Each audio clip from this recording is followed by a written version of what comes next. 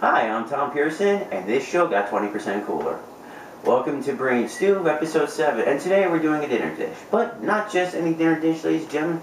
We're doing macaroni and cheese with lobster and shrimp. And when we come back, I am going to show you how to make it. Stay tuned. So we're back, and now we're going to start prepping everything. We have about 2 ounces of butter in a large pot. Take a whole onion. Start getting that in there. Make sure you get all of that. Alright, smart. And then start mixing everything in.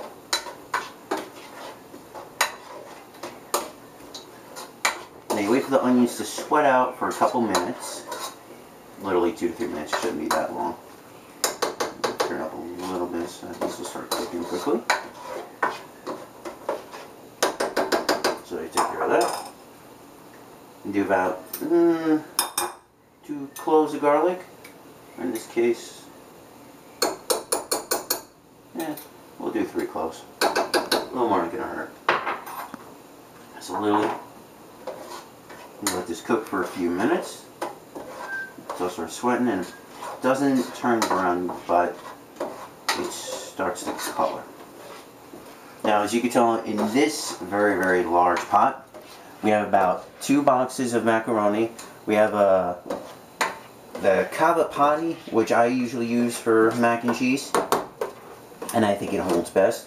We added about half a teaspoon of sea salt and a couple of tablespoons of oil just to make sure the pasta doesn't stick. So let's move these around a little bit. Yeah, they're starting to stick together. That's why you have to stir them every couple minutes so it doesn't. Yeah. Now this is a fairly quick dish. So all you have to do, cook onions in butter with garlic. Now see, look at that. It's starting to look fairly nice. Give it another couple minutes to cook through. Now then, we're going to add a mixing flour. We're using a brand called Wandra from Gomel. Add about a tablespoon, which will help bind it. Now what you have to do when you do that, you have to whisk it in. So, that looks pretty good, I say so. Yeah, that should be alright. We have a whisk, a tablespoon. Now what I do, I sprinkle it all around. And then, as fast as you can, so that it doesn't build up, just whisk it all in. And when we come back, we're going to start melting the milk, cheese, and slowly put everything together. Right back. And we're back. So now we have the milk bubbling. Make sure it doesn't scald over, which took about 10-15 minutes. Now, before we add the cheese, which you have to say here, add a little bit of seasoning. We're going to add a lemon pepper seasoning, obviously because we got seafood. Good amount of fresh ground pepper.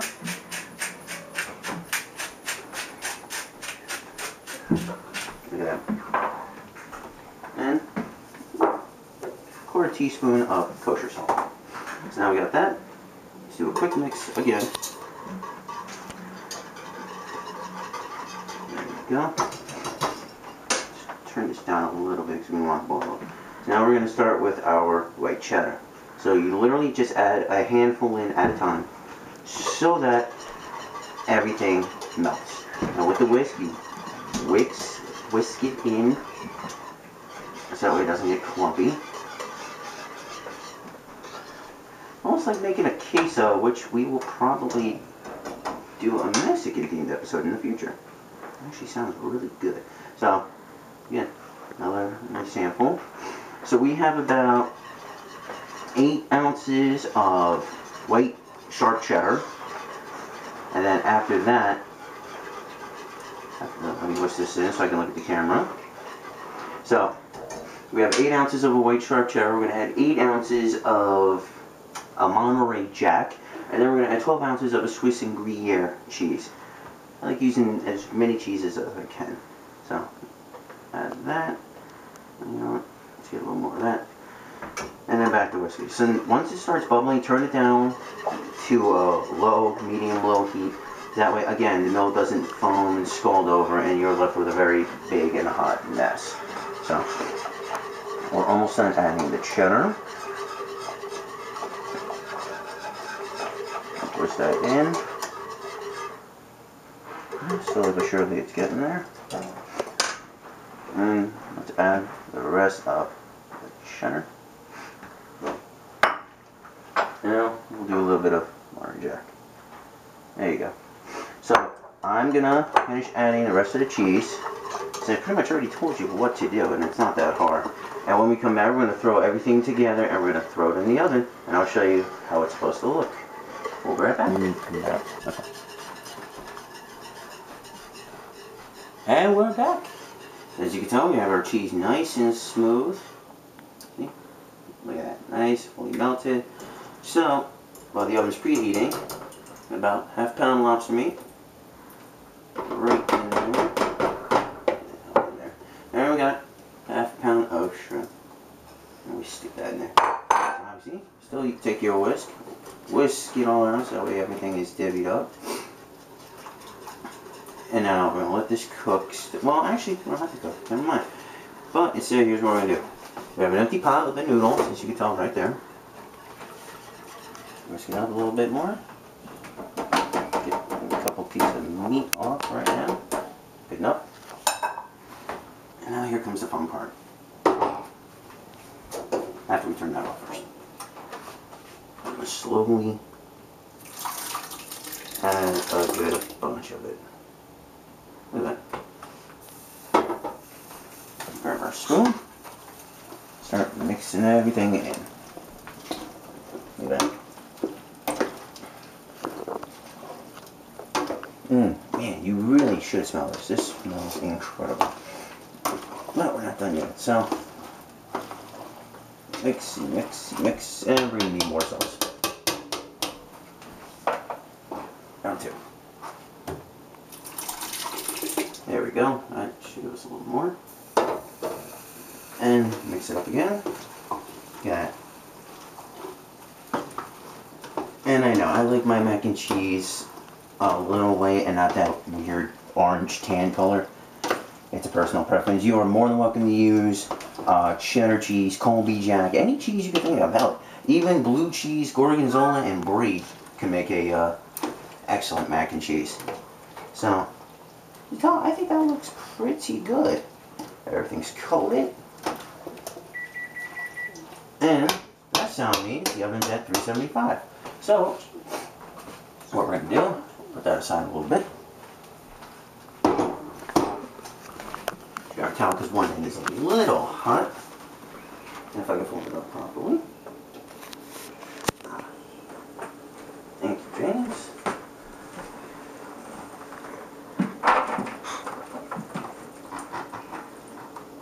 Alright, you want to shake some of that off a little bit? Okay, it's even. Alright. A little more. So, you know what? I think one pan was going to do it. But, you know what? We have a second pan for a reason. Let's just put the rest of that in there. Oh, yeah, look at that.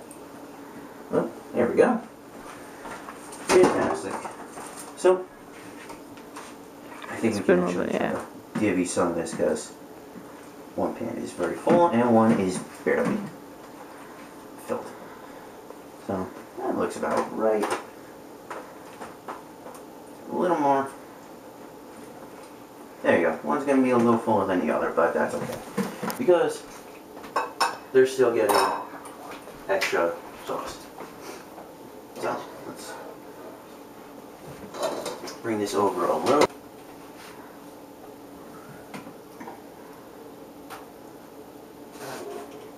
Look at that. So much easier. There we go. You know, let's do that. Press this down. Ooh. It's going to be a little saucy in one, but it's going to be just right in the other. So, let's do a quick mix. Now, obviously, we're not done yet because you got to give it a nice little crust. So, what we did We have some breadcrumbs, a little parsley, a little Parmesan. I'll just grate it up. And a little crust on that. And make sure to try to cover most of it. Look at that. And I think this looks pretty good. Let's work on the other one. Now, once you coat everything with your little breadcrumb topping, you're going to stick it in the oven for a half hour at 375. So, we'll just the corner. And when we come back, we're going to plate it.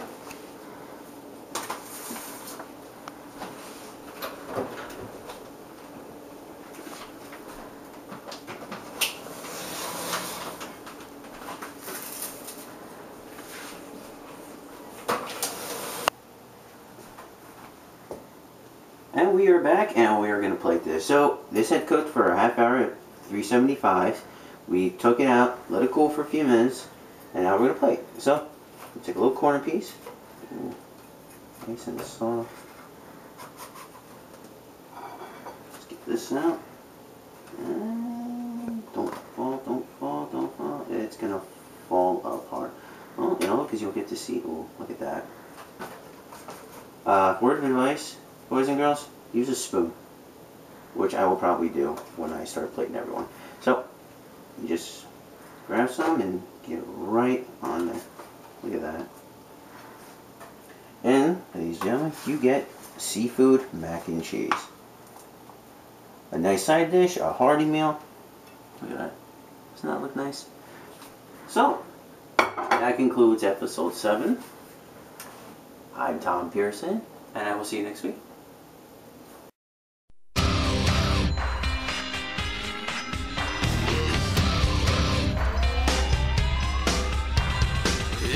Song for the broken hearted,